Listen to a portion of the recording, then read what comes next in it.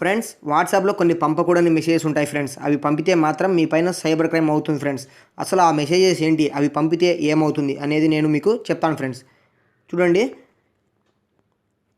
ఇక్కడ ఒక అమ్మాయి ఫోటో పెట్టి కింద ఒక ఆడియో అనేది మనకి పంపిస్తున్నారు ఫ్రెండ్స్.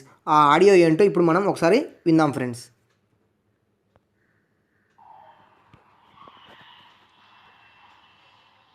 హాయ్ ఫ్రెండ్స్, ఈ ఫోటోలో ఉన్న అమ్మాయికి బ్రెయిన్లో ఏదో బ్లడ్ క్లాట్ అయ్యి తన ఆపరేషన్కి 30 లక్షల దాకా ఖర్చు అవుతుందని చెప్పినారంట డాక్టర్స్. మనం చేయాల్సింది ఏమీ లేదు. ఈ అమ్మాయి ఫోటోని మన వాట్సాప్లో ఉన్న ఫ్రెండ్స్కి కానీ షేర్ చేసామంటే వాట్సాప్ కంపెనీ వాళ్ళు వచ్చి తనకి ఒక షేర్కి 1 రూపీ దాకా ఇస్తామని చెప్పినారంట. మన మన చేత సహాయం మనం చేయాలి కదా. మనం చేయాల్సిందల్లా ఏంది, షేర్ చేయడం వరకే.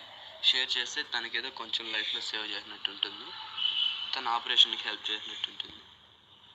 దయచేసి దీన్ని మానవత్వం ఉన్న వాళ్ళు ప్రతి ఒక్కరు మీరు మీ ఫ్రెండ్స్కి అందరికీ షేర్ చేయండి ఫ్రెండ్స్. షేర్ చేస్తున్నారని నమ్ముతున్నాను. అందరికీ మానవత్వం ఉందనుకోనే మీకు షేర్ చేస్తున్నాను. Bye friends.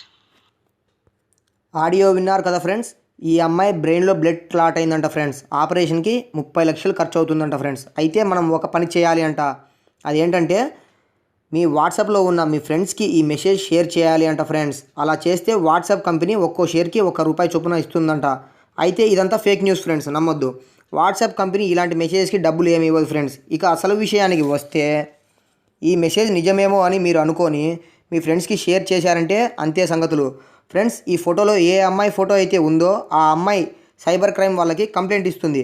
ఈ మెసేజ్ ఎవరైతే క్రియేట్ చేస్తారో వారి IP అడ్రస్ ద్వారా వారిని పట్టుకొని జైలుకి కూడా పంపడం జరుగుతుంది ఫ్రెండ్స్.